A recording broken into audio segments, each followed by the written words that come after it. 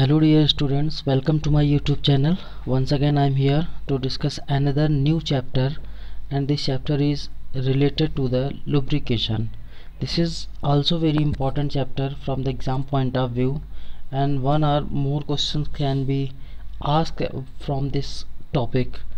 Let's start. And we have to know that what are the lubrication, what are the lubricants, why it is required, all these things. तो इसमें बहुत सारी चीज़ें हैं जिसको हमें जानना होगा, ठीक है। तो यहाँ पे अगर हम बात करें कि सबसे पहले कि इस लुब्रिकेशन है तो लुब्रिकेशन की रिक्वायरमेंट क्या पड़ गई, कैसे इसके यूजेस हुए, तमाम सारी चीज़ें जो है इसके बारे में हमें डिस्कस करेंगे, ठीक है। तो यहाँ डिस्कस करने से पहले थोड़ा सा एक चीज़ हम लोग ये ज़रा समझ लें कि जैसे अगर हम बात करें कि ये इंट्रोडक्शन में कि लुब्रिकेशन की रिक्वायरमेंट क्यों पड़ गई, क्या है। तो देखिए, जो डेली बेसिस पे अगर हम देखें, बहुत सारी ऐसी चीज़ें हैं, चाहे हम डेली लाइफ में देखें या कमर्शियल लेवल पे देखें, तो बहुत सारी मशीनों से हम डे बाय डे रूबरू ज़रूर होते हैं। और आपको पता है कि जो ये मशीन्स होती हैं उसमें क्या होता है कि बहुत सारे मूविंग पार्ट्स होते हैं। वो मूविंग पार्ट्स जो होते हैं एक दूसरे के रिलेटिव हमेशा रिस्पेक्ट में रिलेटिव मोशन करते रहते हैं।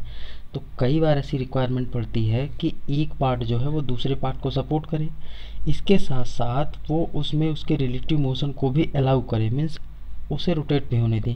जैसा कि हम बियरिंग में देख रहे थे, बियरिंग क्या था, वो एक तरीके का ऐसा एलिमेंट है जो अपने साथ साथ जो रोटेटिंग एलिमेंट्स होता है उसको रोटेट करने के लिए अलाउ करता है और सपोर्ट भी करता है। तो ऐसी कंडीशंस में आप देखेंगे कि जो भी रोटेटिंग एलिमेंट्स होता है वो हमेशा दूसरे एलिमेंट्स के साथ जब सपोर्ट में आता है, मीन्स कांटेक्ट में आता है, तो उनके बीच में फ्रिक्शन होता है। फ्रिक्शन होने की वजह से वो दोनों के बीच का जो सरफेस होता है वो वियर आउट होता है। तो वियर आउट होने लगेगा तो धीरे धीरे ऐसी कंडीशन आने लगती है कि उनके बीच का जो गैप है वो बढ़ता जाता है। तो इस गैप की वजह से क्या होता है कि उसमें वाइब्रेशन क्रिएट होता है, और ये वाइब्रेशन जो होता है पूरी बॉडी को कहीं ना कहीं वो ब्रेक डाउन करने की कोशिश करता है। अब जैसे मान लीजिए इस तरह से देखिए, अगर ये एक बियरिंग है, ठीक है, और इस बियरिंग में एक सपोर्टिंग जो पार्ट है, मान लीजिए आप यहाँ पे एक शाफ्ट ले लेते हैं और इस शाफ्ट को आप यहाँ बीच में इसे लगा दीजिए, तो ये शाफ्ट इस पे सपोर्ट करेगा। तो इन दोनों पार्ट के बीच में आप देखेंगे कि क्या होगा, जो एक डायरेक्ट कांटेक्ट अगर होगा तो ये पार्ट जो होगा वियर आउट होगा।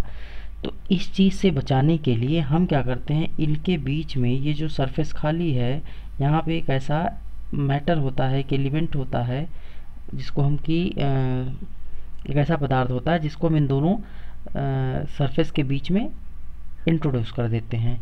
तो जब ये इंट्रोड्यूस हो जाता है तो ये इन दोनों पार्ट को डायरेक्ट कांटेक्ट में नहीं आने देता है, यानी इन दोनों को सेपरेट कर देता है, इनकी सर्फेसेस को सेपरेट कर देता है, और ये उनके बीच में इंट्रोड्यूस होकर के इनके बीच के फ्रिक्शन को रिड्यूस करता है। तो फ्रिक्शनल रेजिस्टेंस अगर रिड्यूस होने लगेगा तो उनके बीच का जो कि डायरेक्ट कांटेक्ट नहीं हो रहा तो वियर आउट भी कम होगा। जब वियर आउट कम होगा तो ऐसी कंडीशन में गैप कम होगा, वाइब्रेशन कम हो जाएगा और ब्रेकडाउन भी कम होने लगेगा। तो इस तरह से लुब्रिकेशन जो होता है, लुब्रिकेंट जो होता है वो इसके अंदर इंट्रोड्यूस करके उन दोनों के बीच के फ्रिक्शन को रिड्यूस करता है, ठीक है। अब अगर हम बात करें दूसरा जो हमारा टर्म्स है वो है लुब्रिकेंट्स एंड लुब्रिकेशन। तो लुब्रिकेंट्स एंड लुब्रिकेशन में what is the lubricant and what is the lubrication, ये दोनों बात हम समझते हैं। अभी हम बात कर रहे थे कि जब मान लीजिए कोई दो पार्ट है, जैसे एक पार्ट ये है और एक पार्ट ये है, इन दोनों पार्ट के बीच में डायरेक्ट कांटेक्ट हो, अगर डायरेक्ट कांटेक्ट हो और ये रिलेटिव मोशन स्टार्ट कर दें, जैसे ये पार्ट एक है, दूसरा पार्ट इसके ऊपर हो और ये रिलेटिव मोशन स्टार्ट कर दें, मीन्स अगर ये फिक्स कर दें मान लीजिए, तब भी इन दोनों के बीच में एक सरफेस कांटेक्ट होगा और ये आगे बढ़े तो इन दोनों के बीच में एक रिलेटिव मोशन है।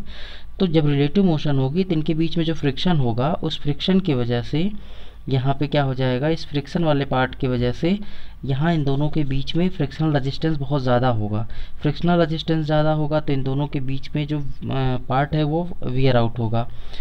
अब ये वियर आउट होगा तो वियर आउट या फ्रिक्शनल रेजिस्टेंस वो दो बातों पे डिपेंड करता है। एक तो डिपेंड करता है कि जो सरफेस है उसकी कंडीशन क्या है। कंडीशन मीन्स कि वो सरफेस कैसा है, वो सरफेस में रफनेस है या फिर उसमें जो है एक प्लेननेस है, मतलब प्लेन है सरफेस। अगर रफ होगा तो जाहिर सी बात है उसका फ्रिक्शन जो होगा दोनों पार्ट के बीच में लगने वाला वो ज़्यादा होगा, ज़्यादा फ्रिक्शन होगा, ज़्यादा वियर आउट करेगा, ज़्यादा एनर्जी रिलीज़ करेगा। लेकिन अगर मान लीजिए वो प्लेन है तो फ्रिक्शन जो आपका होगा वो कम होगा, एफ़ की वैल्यू कम हो जाएगी। और फ्रिक्शन अगर कम होगा तो इसका मतलब है वहाँ पे लगने वाला जो वाइब्रेशन है या इस तरह की जो चीज़ है वो सब के सब क्या होंगी, बहुत ही कम हो जाएंगी। तो जब कम हो जाएंगी तो टूट फूट और ये सारी चीज़ें जो है बहुत कम लगेंगी। अब दूसरी बात अगर हम करें तो एक चीज़ देखिए, ये सरफेस के अलावा एक दूसरी जो बात है उस पर जो डिपेंड करता है ये, वो क्या है कि इसका मटेरियल कैसा है। दोनों पार्ट जो एक दूसरे से रिलेटिव मोशन कर रहे हैं कांटेक्ट में, उनका मटेरियल कैसा है। अगर मटेरियल में उनका कोफिशिएंट ऑफ फ्रिक्शन अगर मान लीजिए ज़्यादा है यानी हाई है, तो जाहिर सी बात है लगने वाला जो फ्रिक्शनल रेजिस्टेंस होगा वो भी हाई होगा। फ्रिक्शनल रेजिस्टेंस हाई होगा तो वियर आउट ज़्यादा करेगा, एनर्जी ज़्यादा लॉस होगी। लेकिन अगर ये कम है तो कम होने की वजह से फ्रिक्शनल रेजिस्टेंस भी कम होगा और वो वियर आउट भी कम होगा। तो इस तरह से आप ये देख रहे हैं कि जो ये पूरा का पूरा सेक्शन है, यानी जो फ्रिक्शनल रेजिस्टेंस है उसके हिसाब से उसके मटेरियल पे ही ये डिपेंड कर रहा है, और इसके साथ साथ उसकी जो कैरेक्टरिस्टिक्स कैसी सरफेस पे उस पर भी डिपेंड कर रहा है ये। तो यहाँ हमें दोनों बात जो समझनी है वो ये कि इन दोनों पार्ट के बीच में अगर कोई एक ऐसा मटेरियल इंट्रोड्यूस किया जाए जिसका फ्रिक्शनल रेजिस्टेंस काफ़ी कम हो, तो ये क्या करेगा कि इन दोनों को डायरेक्ट कांटेक्ट में नहीं आने देगा, इनको सेपरेट कर देगा। जैसे ये दोनों पार्ट है, इन दोनों के बीच में एक सेपरेशन है और इसके बीच में देखिए ये आपका इंट्रोड्यूस किया गया है एक ऐसा मटेरियल जो इन दोनों को सेपरेट किए है, और इनके बीच में लगने वाला फ्रिक्शन जो है उसको ये क्या करता है, रिड्यूस कर देता है। ठीक है, तो इनके बीच में लगने वाले पार्ट को, फ्रिक्शन को जब रिड्यूस कर देता है तो जाहिर सी बात है एनर्जी लॉस ये कम कर देगा। तो इस तरह से ऐसा मटेरियल जो दो रिलेटिव मोशन करने वाले डायरेक्ट कांटेक्ट सरफेस के बीच में इंट्रोड्यूस हो करके उनके बीच के फ्रिक्शन को रिड्यूस कर देता है, तो ऐसा मटेरियल जो होता है वो लुब्रिकेंट्स कहलाता है। और दो कांटेक्ट सरफेस के बीच में उनके फ्रिक्शनल रेजिस्टेंस को कम करने का जो ये प्रोसेस है उसी को हम बोलते हैं लुब्रिकेशन। ठीक है, तो इस तरह से हमने जाना कि लुब्रिकेंट्स क्या है और लुब्रिकेशन क्या है। नेक्स्ट अब हम बात करेंगे प्रिंसिपल ऑफ लुब्रिकेशन। ठीक है, देखिए फिर वही बात आती है प्रिंसिपल ऑफ लुब्रिकेशन में कि अगर दो पार्ट हैं और दोनों का डायरेक्ट कांटेक्ट होता है, तो डायरेक्ट कांटेक्ट होने की वजह से जब ये रिलेटिव मोशन करेंगे तो इनके बीच का जो फ्रिक्शनल रेजिस्टेंस है वो हो जाएगा काफ़ी हाई। जब हाई होगा तो उनके बीच की जो एनर्जी है, यानी जो हीट के फॉर्म में निकलती एनर्जी, वो भी हो जाएगी हाई, वो भी बढ़ेगी। ठीक है, तो ऐसी कंडीशन में हमें क्या करना होता है कि दोनों पार्ट जो कि रिलेटिव मोशन कर रहे हैं डायरेक्ट कांटेक्ट में आकर के, उनको थोड़ा सा सेपरेट करने की ज़रूरत होती है। और इस सेपरेशन को कम को करने के लिए हम एक मटेरियल अलग से इंट्रोड्यूस करते हैं जिसका कि कोफिशिएंट ऑफ फ्रिक्शन बाकी उन दोनों पार्ट के मटेरियल से कम होता है। ठीक है, तो इस तरह से उसको हम इंट्रोड्यूस करा करके इनका जो फ्रिक्शनल रेजिस्टेंस होता है इन दोनों पार्ट के बीच में लगने वाला, उसको हम कम कर देते हैं। तो इस तरह से उसकी जो एनर्जी होती है वो भी कम हो जाती है, और यही जो है क्या है, प्रिंसिपल ऑफ लुब्रिकेशन है। ठीक है, नेक्स्ट अब हमारा है कि object of lubrication and role in bearing. जो लुब्रिकेशन है, जो स्नेहन कर रहे हैं हम, उसका क्या ऑब्जेक्ट है और उसका क्या रोल है। तो ऑब्जेक्ट में अगर हम देखें तो पहला तो ये है कि ये जो दोनों पार्ट होता है, जो कि आपका ये दोनों, जैसे ये दोनों फ्रिक्शन कर रहे हैं, उनके बीच में फ्रिक्शन हो रहा है, तो फ्रिक्शन की वजह से टेम्परेचर ज़्यादा होता है। लेकिन अगर आप लुब्रिकेंट्स यूज़ कर देंगे तो जाहिर सी बात है इनके बीच का फ्रिक्शन कम हो जाएगा, तो यहाँ पे लगने वाला इनके बीच का जो टेम्परेचर डेवलप होगा वो काफ़ी कम होगा। तो पहला तो यही हो गया कि रिड्यूस, फ्रिक्शन को रिड्यूस करके टेम्परेचर को रिड्यूस करना। अगर फ्रिक्शन रिड्यूस होगा तो टेम्परेचर में साथ साथ रिड्यूस होगा, और इस तरीके से ये टेम्परेचर को रिड्यूस कर देगा। जो दूसरा पार्ट है इसका, वो क्या है, to save the energy by reducing the temperature. अब जाहिर सी बात है कि अगर टेम्परेचर डिफरेंस, क्योंकि जो हीट होती है वो हमेशा डेल्टा पे डिपेंड करती है, मीन्स डेल्टा टी, यानी कि टेम्परेचर डिफरेंस पे। टेम्परेचर डिफरेंस जितना ज़्यादा होगा हीट रिलीज़ उतना ही ज़्यादा होगी, जितना कम टेम्परेचर डिफरेंस होगा उतना हीट रिलीज़ कम होगा। तो जाहिर सी बात है कि अगर टेम्परेचर यहाँ पे कम कर दे रहा है ये, तो कम करने की वजह से यहाँ पे ये जो हीट का अमाउंट होगा वो भी कम हो जाएगा, और इस तरह से उसकी एनर्जी ज़्यादा जो है लॉस नहीं करेगी, ज़्यादा से ज़्यादा एनर्जी आपके किसी भी वर्क में यूटिलाइज होगी, यानी कि जो आउटपुट ऑफ मशीन होगा वो आपको एक बेस्ट रिजल्ट देगा। तीसरी चीज़ है रिड्यूस द वियर रेट। जाहिर सी बात है कि अगर मान लीजिए हम जो पार्ट आप यूज़ डायरेक्ट कांटेक्ट में रिलेटिव मोशन कर रहे हैं उनके बीच में अगर इसको इंट्रोड्यूस करेंगे तो ऐसी कंडीशन में ये क्या करता है कि जो वियर आउट हो रहा है पार्ट उसको ये रिड्यूस कर देता है, क्योंकि दोनों पार्ट को डायरेक्ट कांटेक्ट में नहीं आने देगा, उनको ये सेपरेट कर देगा। तो इस तरीके से ये वियर आउट जो पार्ट हो रहे थे उनको रिड्यूस कर देगा, यानी कि जल्दी घिसेंगे नहीं, उनकी रिलायबिलिटी बढ़ जाएगी, उनका लाइफ जो होगा वो बढ़ जाएगा। नेक्स्ट अगर हम बात करें तो वो है prevent the leakage of gases between two contact surfaces. अब आप देखिए इस फिगर को ध्यान से, इस फिगर को देखेंगे तो ये जो पिस्टन और सिलेंडर का अरेंजमेंट है, तो ये जो प्रोपोर्शन है सिलेंडर और पिस्टन जहाँ एक दूसरे से कांटेक्ट में आ रहे हैं तो ये स्लाइड कर रहे हैं, तो यहाँ पे स्लाइडिंग सरफेस है जहाँ पे दोनों डायरेक्ट कांटेक्ट में आते हैं। इन दोनों के बीच में जो लुब्रिकेंट होता है वो इंट्रोड्यूस होकर के एक बहुत ही थिन लेयर बना लेता है। जब थिन लेयर बना लेता है तो ये दो तरीके से काम करता है। यहाँ पे प्रेशर और टेम्परेचर इंक्रीज करके इस गैस लीकेज को प्रिवेंट करता, रोकता है, क्योंकि यहाँ जो गैसेस भरी हैं जब ये पिस्टन इधर मूव करेगा तो ये अपने साथ उस गैसेस को भी दबाता है, यानी प्रेस करता है। तो जब गैसेस को भी प्रेस करेगा तो यहाँ पे ज़रा ध्यान दीजिए कि ये इधर चलेगा, ठीक है, और ये जब गैसेस को प्रेस करेगा तो यहाँ इस पार्ट और इस पार्ट के बीच में जहाँ डायरेक्ट कांटेक्ट हो रहा है, अगर मान लीजिए लीकेज होता है तो इस तरीके से गैस बाहर निकल जाएगी और वापस पिस्टन जब इसी डायरेक्शन में आएगा तो ये वाली गैस जो ऑलरेडी यहाँ है वो इसी पिस्टन के मोशन को अपोज करने लगेगी। जब अपोज करेगी तो उस कंडीशन में इसकी पावर जो होगी वो लॉस करने लगेगा और इस तरह से इसमें पावर लॉस होगा। तो चूँकि अगर लीकेज को प्रिवेंट करता है, कोई गैस बाहर नहीं निकलती है, तो ऐसी कंडीशन में कोई भी पावर लॉस नहीं होगी, ठीक है। अब नेक्स्ट बात करते हैं हम लोग, नेक्स्ट बात ये करते हैं to save money and time by reducing the maintenance.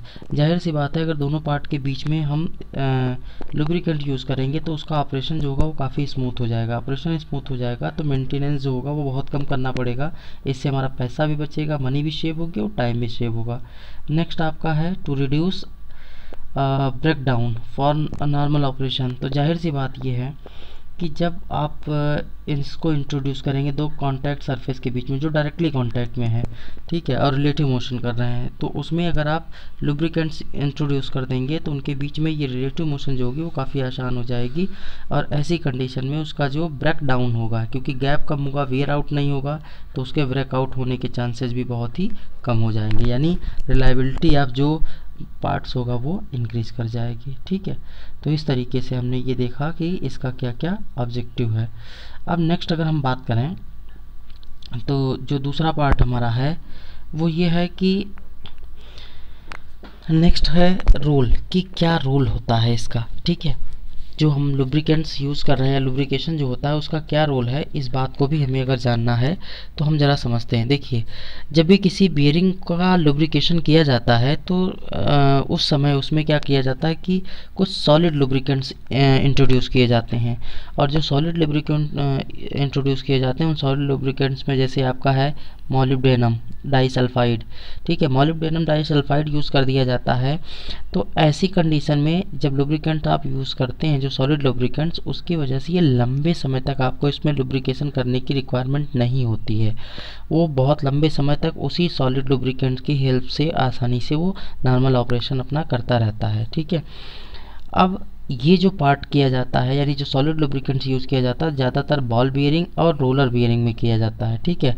लेकिन इसके अलावा बहुत सारी ऐसी बियरिंग्स होती हैं, जैसे मान लीजिए अगर ये कोई बियरिंग हम कंसिडर कर लें तो इस बहुत सारी अलग अलग तरीके की और जो बियरिंग होती हैं उन बियरिंग्स में अलग से एक पाइप लगा करके जो लिक्विड होता है, लिक्विड फॉर्म में लुब्रिकेंट होता है, उसको इसमें इंट्रोड्यूस कराया जाता है ताकि लगातार ये क्या करता रहे, इसमें लुब्रिकेशन करता रहे, लगातार लुब्रिकेशन करता रहेगा। और ये लगातार का मतलब कंटिन्यूसली भी कर सकता है या फिर इंटरमिटेंट होता है, मीन्स रुक रुक के होता है। टाइम पीरियड के बाद आपने इसमें इंट्रोड्यूस कर दिया और फिर वो काम चला रहा है अपना, फिर टाइम पीरियड के बाद फिर कर दिया, फिर वो अपना काम चला रहा है।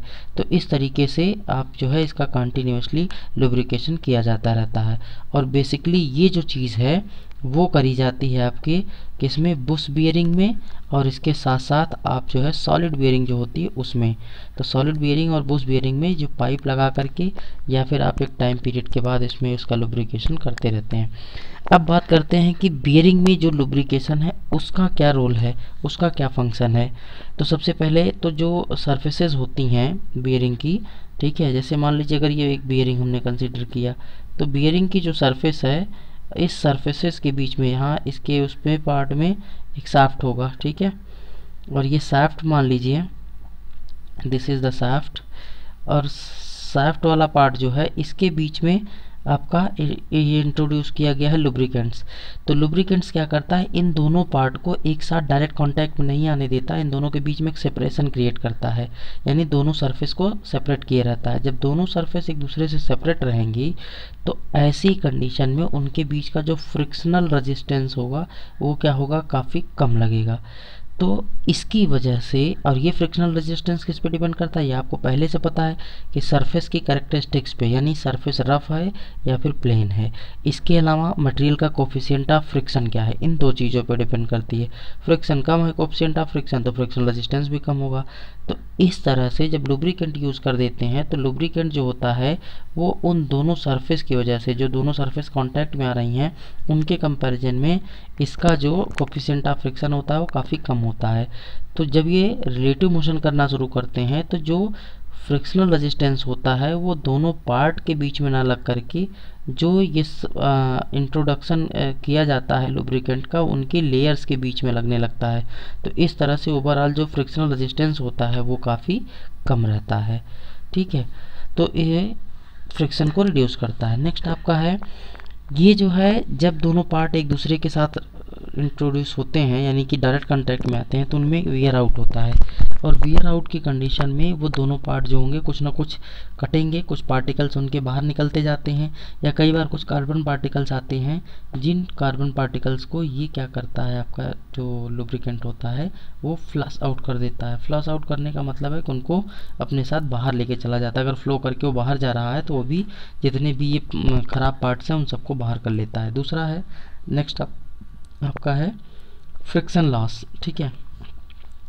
तो जब घर्षण का जो होता है, यानी कि जो फ्रिक्शन होता है उसका मान जब काफ़ी कम होने लगता है तो जो एनर्जी रिलीज हो रही है किस फॉर्म में, हीट के फॉर्म में, वो हीट के फॉर्म की एनर्जी जो होती है वो काफ़ी कम हो जाती है। तो ये काम तो ये करता है। अगली अगर हम बात करें कि इंटरनल कंबस्शन इंजन में, वही बात पहले वाली, जो ये आईसी इंजन होता है, आईसी इंजन का मतलब जिसमें कंबस्शन या दहन जो होता है वो इंजन के अंदर होता है। जैसे इसमें डीजल इंजन है, पेट्रोल इंजन है, इस तरह के जो तमाम इंजन आते हैं वो इसी की कैटेगरी में आते हैं। तो यहाँ पे सिलेंडर और पिस्टन के अरेंजमेंट पे, जिस पॉइंट पे सिलेंडर और पिस्टन एक दूसरे से कॉन्टैक्ट कर रहे हैं तो इनके बीच में लुब्रिकेंट्स इंट्रोड्यूस कराया जाता है। जब लुब्रिकेंट्स इनके बीच में इंट्रोड्यूस करा दिया जाता है तो वो क्या करता है, एक बहुत ही थिन लेयर होती है लुब्रिकेंट्स की, ये एक लॉकिंग का काम करता है, यानी जो गैसेस इसके अंदर हैं इन गैसेस को यहाँ से बाहर नहीं आने देता है। अगर ये बाहर आ जाएंगी गैसेस निकल करके और वापस जब ये पिस्टन इसी डायरेक्शन में आएगा तो ये गैसेस इसी का अपोज करेंगी, जिसकी वजह से यहाँ पे पावर लॉस होगा, और ओवरऑल पावर लॉस होगा तो इसकी एफिशिएंसी, जो भी मशीन होगी उसकी एफिशिएंसी डाउन होने लगती है। तो इस तरह से इसकी एनर्जी को ये सेव करता है, इसको गैसेस को प्रिवेंट करके। नेक्स्ट है कि वियर आउट जो होता है दोनों सरफेस के बीच में, वो उनको ये कम करता है। अगर वियर आउट कम होगा तो ब्रेकडाउन भी कम होगा, वाइब्रेशन कम होगा, रिलायबिलिटी ज़्यादा हो जाएगी, यानी कि ज़्यादा समय तक चलेगा ये। नेक्स्ट है एब्जॉर्ब वाइब्रेशन। जाहिर सी बात है अगर दो सरफेस हैं, दोनों सरफेस के बीच में इंट्रोड्यूस कर दिया गया लुब्रिकेंट तो ये इनको सेपरेट भी करेगा, सेपरेट करने के साथ साथ ये इनको डायरेक्ट कांटेक्ट में नहीं आने देगा, तो इनका जो वियर आउट होने का काम है वो ख़त्म हो जाता है। वियर आउट नहीं होगा तो जाहिर सी बात है गैप उनके बीच का कम, मतलब उतना ज़्यादा नहीं होगा। जब गैप उतना ज़्यादा नहीं होगा तो वाइब्रेशन भी कम हो जाएगा और इस तरह से जो नॉइज़ है वो रिड्यूस हो जाएगी। तो एक काम तो ये कर लेता है। नेक्स्ट है कि कूलिंग द बियरिंग, ठीक है। जो आपका ये पार्ट होता है ये बियरिंग को क्या करता है, कूल करता है, यानी बियरिंग को ठंडा करता है, क्योंकि फ्रिक्शन ज़्यादा नहीं होगा। जब फ्रिक्शन ज़्यादा नहीं होगा तो टेम्परेचर नहीं बढ़ेगा, ज़्यादा टेम्परेचर कम रहेगा तो बियरिंग आपकी कूल रहेगी। नेक्स्ट है इम्प्रूव द लाइफ। इस तरह से ये वियर आउट को कम करके, फ्रिक्शनल रेजिस्टेंस को घटा के, वाइब्रेशन को एब्जॉर्ब करके, इन तमाम कामों के थ्रू जो आपका ये पार्ट होता है वो बियरिंग की लाइफ को बढ़ा देता है। तो इस तरीके से ये जो है फंक्शन ऑफ लुब्रिकेंट्स हो गए जो कि किसी भी बियरिंग में अप्लाई होते हैं। अब नेक्स्ट यहाँ पे अगला टॉपिक है fluid lubrication and boundary lubrication. तो अगर हम बात करें फ्लूइड लुब्रिकेशन और बाउंड्री लुब्रिकेशन में, तो सबसे पहले फ्लूइड लुब्रिकेशन, दो पार्ट जिनके बीच में रिलेटिव मोशन हो रही है उनके बीच में एक लिक्विड लुब्रिकेंट जिसकी एक बहुत ही मोटी लेयर इंट्रोड्यूस करी जाती है। तो ये इन दोनों के बीच में इस तरह से इंट्रोड्यूस होती है कि इन दोनों को डायरेक्ट कांटेक्ट में इनके सरफेसेस को नहीं आने देती है जब ये रिलेटिव मोशन करते हैं।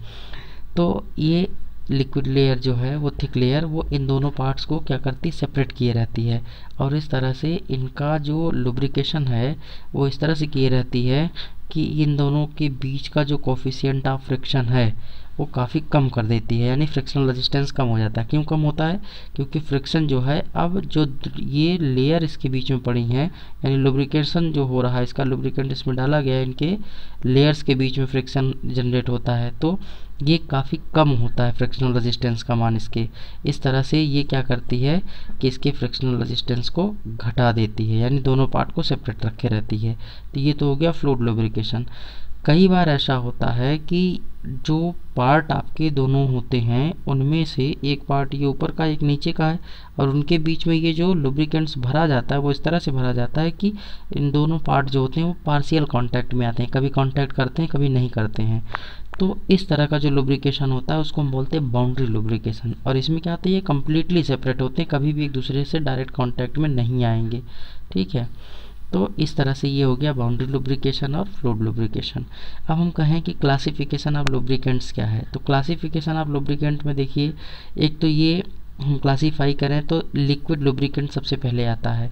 ठीक है, लिक्विड लुब्रिकेंट का मतलब है कि लिक्विड फॉर्म में होगा लुब्रिकेंट जो होगा, और उसको हम यूज़ करते हैं लुब्रिकेशन के लिए, यानी दो पार्ट के बीच में जो रिलेटिव मोशन हो रही है उनके बीच में फ्रिक्शन रेजिस्टेंस को कम करने के लिए, और दूसरा कि पार्ट जो है वो डायरेक्ट कांटेक्ट में ना आए, इस चीज़ को बचाने के लिए। तो बार बार आप देखिए इस पूरे टॉपिक में हम यही कह रहे हैं कि पार्ट डायरेक्ट कांटेक्ट में ना आए, फ्रिक्शनल रेजिस्टेंस को कम करना, यही इसके मेन फंक्शंस हो जाते हैं। तो यहाँ पे जो लिक्विड लुब्रिकेंट्स हैं उनमें बेसिकली यूज़ करते हैं mineral oil, vegetable oil, animal oil and synthetic oil, लेकिन इन सब में सबसे ज़्यादा जो यूज़ होने वाला पार्ट है वो है मिनरल ऑयल। ठीक है, मिनरल ऑयल सबसे ज़्यादा यूज़ होता है, एक तो इसलिए अवेलेबल भी होता है सबसे ज़्यादा, थोड़ा सा क्वालिटीज़ भी ज़्यादा होती हैं इसकी। कई बार ऐसा होता है कि हमें जब पार्ट्स यूज़ कर किसी पार्ट्स के लिए इसको यूज़ करना है तो उनमें किसी एक मिनरल ऑयल की जो होती प्रॉपर्टीज़ वो सेटिस्फाइड नहीं करती उस चीज़ को, तो हम अपनी जो डिज़ायर्ड प्रॉपर्टी ऑब्टेन करने के लिए, उसको गेन करने के लिए दो या दो से ज़्यादा जो ऑयल्स होते हैं उनको आपस में मिक्स कर देते हैं, और मिक्स करके एक नया ऑयल बना लेते हैं जो कि हमारे डिज़ायर्ड प्रॉपर्टी को सूट करता है। तो इसको हम बोलते हैं, जब दो या दो से ज़्यादा ऑयल को मिला करके एक नया लुब्रिकेंट तैयार करते हैं तो इसको कहा जाता है जो ब्लेंडेड या फिर कंपाउंड लुब्रिकेंट। तो इसको एक नया नाम दिया जाता है ब्लेंडेड लुब्रिकेंट या फिर कंपाउंड लुब्रिकेंट। ठीक है, नेक्स्ट अगर हम देखें कि वेजिटेबल ऑयल्स में बेसिकली जो यूज़ होते हैं ऑयल वो है ऑलिव ऑयल और रेपसीड ऑयल, ये जो दोनों ऑयल होते हैं ये सबसे ज़्यादा इसमें यूज़ होते हैं। नेक्स्ट आपका है एनिमल ऑयल में आपका एक है लॉर्ड ऑयल और दूसरा आपका होता है टैलो ऑयल। टैलो यानी कि चर्बी वाला तेल, सुअर और इस तरह के जो तमाम जानवर होते हैं उनके उससे चर्बी से जो तेल बनाया जाता है वो आपका है टैलो ऑयल। ठीक है, नेक्स्ट आपका है सिंथेटिक ऑयल का मतलब जिसको हम मैन्युफैक्चर करते हैं, तो मैन्युफैक्चर करने वाले में आपका सिलिकॉन या फिर पॉलीअल्किलीन ग्लाइकोज जो होता है उसको हम स्पेशली यूज़ करते हैं। ठीक है, तो इस तरह से आपने देखा कि ये जो है लिक्विड लुब्रिकेंट्स में आते हैं। ठीक है, अब नेक्स्ट जो आपका है वो कौन सा है, नेक्स्ट आपका जो है वो है सेमी लिक्विड या फिर सेमी सॉलिड, यानी कि या तो आधा सॉलिड है या फिर आधा लिक्विड है। तो जाहिर सी बात अगर एक पार्ट आधा है तो दूसरा वाला अगर आधा सॉलिड है तो आधा लिक्विड होगा, तो दोनों में से कोई एक नाम दे सकते हैं। देखिए कई बार क्या होता है कि जो लिक्विड लुब्रिकेंट्स होता है वो बहुत जो हैवी लोड होता है उसको सेंड करने में, उसको ट्रांसमिट करने में ये सक्षम नहीं हो पाता है। तो जब बहुत हैवी लोडिंग के केस में वो फेल कर जाता है तो ऐसी कंडीशंस के लिए हमें सेमी लिक्विड या फिर सेमी सॉलिड जो लुब्रिकेंट्स होता है उसकी रिक्वायरमेंट होती है। तो ऐसी कंडीशंस के लिए ही हम इसको प्रेफर करते हैं। इसमें सबसे ज़्यादा जो यूज़ होने वाला है वो है आपका ग्रीस सबने देखा होगा। तो ग्रीस जो होता है वो एक सेमी लिक्विड या सेमी सॉलिड लुब्रिकेंट होता है जिसको सबसे ज़्यादा यूज़ किया जाता है। ठीक है, अगर हम बात करें कि देखें तो इसकी जो फिजिकल स्टेट होती है वो पेस्ट जैसी होती है, और ये जो है भारी जो आपके जो हैवी लोड्स होते हैं उनको ट्रांसमिट करने में जो है बहुत अच्छा रिजल्ट देता है। ठीक है, अब एक चीज़ देखिए कि जो ग्रीस होता है उसको जब हम यूज़ करते हैं तो एक बाउल टाइप का पार्ट होता है जिसके नीचे एक छोटा सा होल बना होता है, इसके ऊपर एक कैप लगा होता है और उसी बाउल में जो है इसको भर दिया जाता है ग्रीस को। अब क्या करते हैं, जब कप कैप को इस तरह से घुमाते हैं और इसका प्रेशर बढ़ाते हैं बाउल का, तो यहाँ नीचे साइड से जो आपका ग्रीस है वो बाहर निकलता है और उन पार्ट्स को जाता है जिन पार्ट्स का लुब्रिकेशन करना होता है। तो इस तरह से सेमी सॉलिड या सेमी लिक्विड जो कि ग्रीस है उसका यूज़ करके हम जो दूसरे पार्ट्स होते हैं उनका लुब्रिकेशन करते हैं। बेसिकली ये जो स्थिति है, ये जो कंडीशंस है, हम इनको वहाँ यूज़ करते हैं जहाँ पर जैसे फूड प्रोसेसिंग के काम होने हैं, जहाँ पे खाने पीने के सामान ज़्यादा बनते हैं, क्योंकि वहाँ पे हम तेल का छिड़काव नहीं कर सकते हैं। अगर हम स्प्रे करेंगे ऑयल को वहाँ, तो ऐसी कंडीशन में ऑयल उस खाने पीने के सामान में जा सकता है, तो उन चीज़ों से बचाने के लिए हम इसको यूज़ करते हैं। ठीक है, नेक्स्ट अब आपका है कि solid lubricants. Solid lubricants specially ये सॉलिड फॉर्म में होता है और इनको दो मूविंग पार्ट्स जो होते हैं उनके बीच में हम इनको यूज़ करते हैं। ऊपर देखिए थोड़ा सा खुरदुरा, नीचे भी थोड़ा खुरदुरा है, यानी जब दो पार्ट्स के बीच में इन सॉलिड लुब्रिकेंट्स को लगा करके प्रेशराइज किया जाता है, दबा दिया जाता है, तो जो खाली जगह ऊपर नीचे दोनों में है, ये दोनों को क्या करता है, फिलअप कर लेता है। कंप्लीटली फिलअप करने के साथ साथ ये जो भी फ्रिक्शन है उसको भी ये रिड्यूस करने का काम करता है। ठीक है, तो जो आपका जो सॉलिड लुब्रिकेंट है उसमें आमतौर पे सबसे ज़्यादा हम यूज़ करते हैं कास्ट आयरन प्लस ग्रेफाइट। ये ग्रेफाइट है और ये कास्ट आयरन है, इन दोनों का मिक्सचर मिला करके इसको यूज़ किया जाता है। इसके अलावा बहुत सारे ऐसे आपके लुब्रिकेंट्स हैं सॉलिड के जो यूज़ किए जाते हैं, लेकिन सबसे ज़्यादा मेन यूज होता है ग्रेफाइट का। ग्रेफाइट जो है वो सबसे ज़्यादा यूज़ होने वाला सॉलिड लुब्रिकेंट है। इसके अलावा इसमें हम लेड ऑक्साइड यूज़ करते हैं, वैक्स यूज़ करते हैं, माइका यूज़ करते हैं, सोप यूज़ करते हैं, सोप स्टोन यूज़ करते हैं, मॉलिब्डेनम डाइसल्फाइड यूज़ करते हैं, पाउडर ग्लास यूज़ करते हैं, प्लास्टिक यूज़ करते हैं। ये सब तमाम ऐसे सॉलिड के लुब्रिकेंट्स हैं जो किसी दो पार्ट्स के बीच की रिलेटिव मोशन को रिड्यूस करने के लिए किए जाते हैं। नेक्स्ट अब आपका है कि गैस लुब्रिकेंट्स। देखिए जो सीएनसी मशीन होती हैं उनके बीच में जो स्लाइडिंग होती है, तो ऐसी कंडीशंस में उनके स्लाइडिंग पार्ट्स के बीच में लुब्रिकेशन करने के लिए हम गैसेस का यूज़ करते हैं। इन गैसेस का यूज़ क्यों करते हैं, क्योंकि मेन एडवांटेज इसका ये है कि ये जो है बहुत हाई टेम्परेचर होने पर भी स्टिकीनेस जो है वो शो नहीं करती हैं, यानी चिपचिपाहट जो होती है, चिपचिपाहट, ठीक है, उसको ये शो नहीं करती हैं। तो इस तरह से इसका सबसे बड़ा एडवांटेज जो इन गैसेस का है वो यही है, ये चिपचिपाहट शो नहीं करती। अब ये कौन कौन सी गैसेस हैं जिनको आप यूज़ करते हैं, तो उनमें है एयर है, हाइड्रोजन है, नाइट्रोजन है। ये वो गैसेस हैं जिनको सीएनसी मशीन में एज ए लुब्रिकेंट्स यूज़ किया जाता है। ठीक है, तो चलिए आई होप कि जो आपको पूरी बात बताई गई है ये समझने में आपको काफ़ी आसानी हुई होगी। एक्चुअल में मेरे पास थोड़ी सी प्रॉब्लम थी, इसलिए इसको स्क्रीन रिकॉर्डिंग में बनाना पड़ा। नेक्स्ट वीडियो जो है वो एज़ यूजुअल वैसे ही बनाएंगे जैसे हम बनाते आए हैं। तो कमेंट बॉक्स में कमेंट ज़रूर करिएगा कि आपको पूरा टॉपिक समझ में आया कि नहीं आया। चलिए मिलते हैं नेक्स्ट टॉपिक में, आगे के नई चीज़ों के बारे में बात करते हैं। Okay, thank you.